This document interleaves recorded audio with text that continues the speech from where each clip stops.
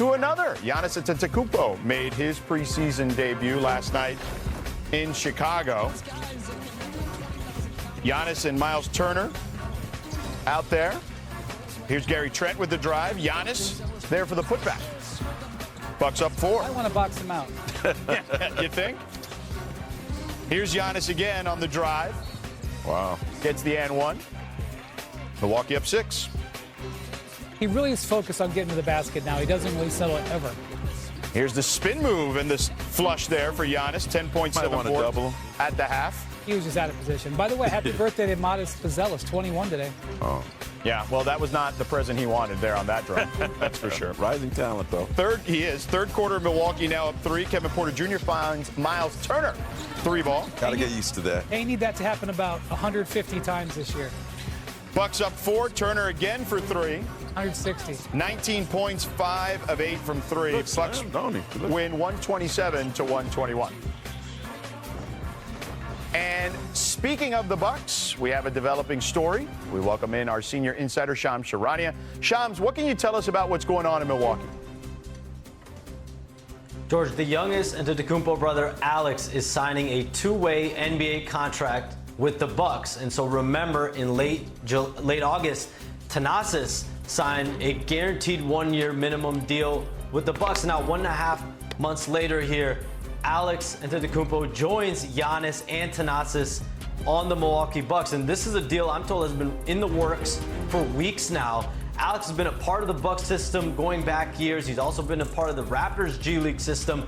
It is unusual, but this is unprecedented. It now gives 3 brothers on one team at the same time. That's the first time that's ever happened in NBA history.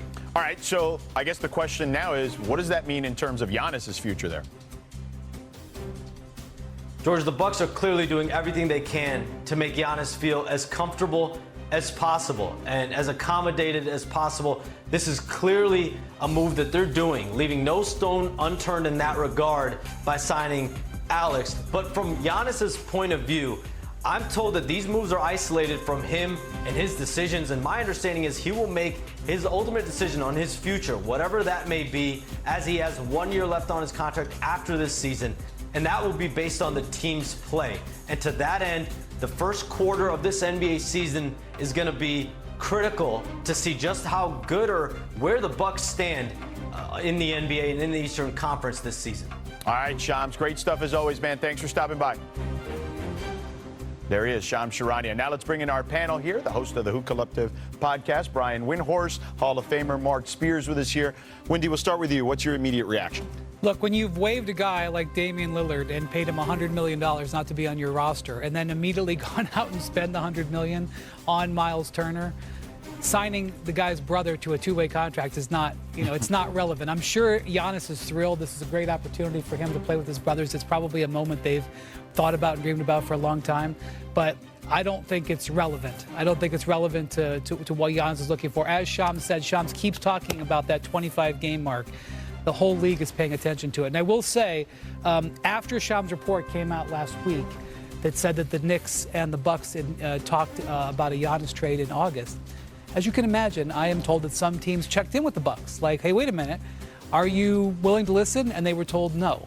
So the Bucks are totally focused to have Giannis, as you would expect, but you also would expect the teams to check in after that became public. There's a famous line in the movie 5 Heartbeats. I don't know if you've seen that movie. No. You got to see it. Where a guy said, every night I got to fight to prove my love. And I feel like every night the Bucks got to fight to prove their love to Giannis. Yeah.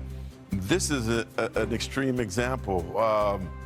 This is all respectful, but these true stats.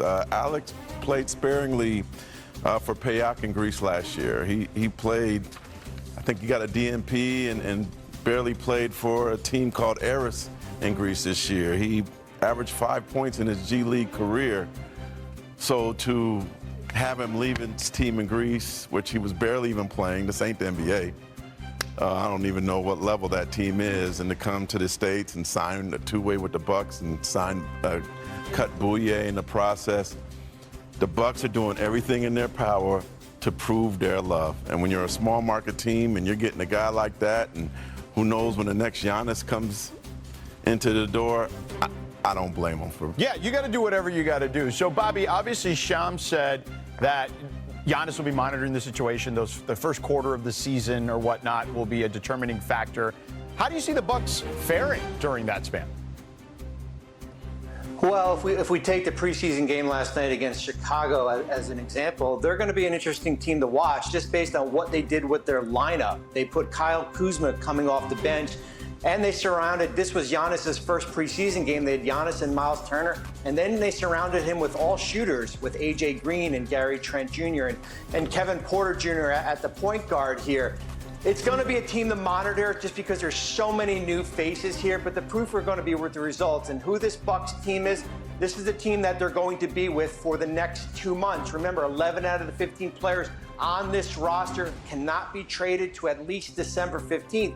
So they're going to have to figure it out internally what's going to be best moving forward.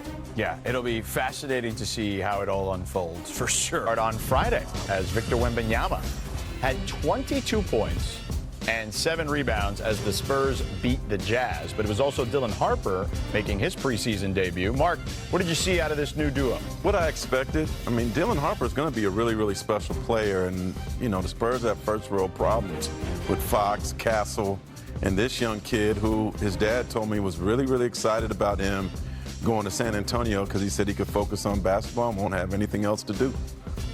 Yeah, well, that's true. There's no doubt. Got good barbecue. Sounded like an insult to me. Yeah, great barbecue, actually, in San Antonio. Next up, the favorite for that award, Cooper Flagg, had another successful outing in the second game of his preseason. Flagg dropped 11 points, 4 assists in the game. Bobby, what do you want to see from Cooper when the season tips off in about a week? Exactly what I've seen in the first couple preseason games. I want to see the ball in his hands. Certainly more 4 assists, as you mentioned in that Saturday game against Charlotte. Goes back to that conversation I had with Jason Kidd. He's gonna put the ball in his hands, and he's gonna make things uncomfortable for him. Yeah, he's looked fantastic for sure. And that's not even anything we've seen on the defensive end, where he's been great too. DeAndre Ayton was a force against the Warriors on Sunday, had 14, 8, and 5 with 2 steals and a block. That was all without Luka. Brian, how important is Ayton to this team? Well, the 5 assists were pretty impressive. They're going to put the ball in his hands and ask him to make some plays. That's definitely a new look for him. Look, guys, he has put up numbers since the moment he stepped onto the floor as a rookie. He will get points and rebounds. What you want from him is what you can't always see in the box score. Loose rebounds that he can get to. He doesn't always get there. Making plays on the defensive end, getting himself in position. That's what you want to see from him this year. Finally, we have a Joel Embiid sighting on Sunday at the Sixers blue and white scrimmage. Embiid was a full participant in the game, including dunking here. After the game, Nick Nurse said he shot the ball well, he scored well, he orchestrated the offense well. I thought he ran pretty good as well in both directions. All right. So, Brian, how much do you expect from Embiid this season? Well, this certainly amped it up a little bit because, you know, he had been working out and practicing a little bit, but they've been so cautious. And I get that because they're just so nervous about putting a time frame on anything, not just publicly, because obviously the fans have been through so much, but also with Joel. Like, they don't want to put too much on him. So this was an important, I don't know if I've ever said these words. This was an important step in an open scrimmage. Usually these open scrimmages this team have, they're nothing burger. It's public. Yep. They put him out there publicly. They did, and I think he wanted to sort of just dip his toe back in the water. So the next step is Friday. They have their last preseason game. Let's see if he feels confident enough to go out there. Here's the truth. The truth is, last year Embiid was able to do next to nothing in the preseason. He was that knee was acting up. They didn't really know why. It set the stage for him having a miserable and ineffective season.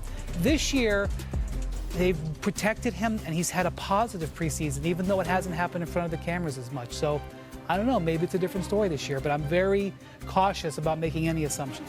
You know, 20 years ago, there was a center by the name of Yao Ming, who, you know, Brian, you knows this. I thought he was snatching the torch from Shaq. He was incredible inside, outside, rebounding, blocking shots, and then his body failed him. You know, you know the stories of Samson and Walton and, you know, Odin, but Yao Ming was different. There was success there. And that's been my fear about Joel Embiid. I don't want him to be the next Yao Ming where we'll sit there 5,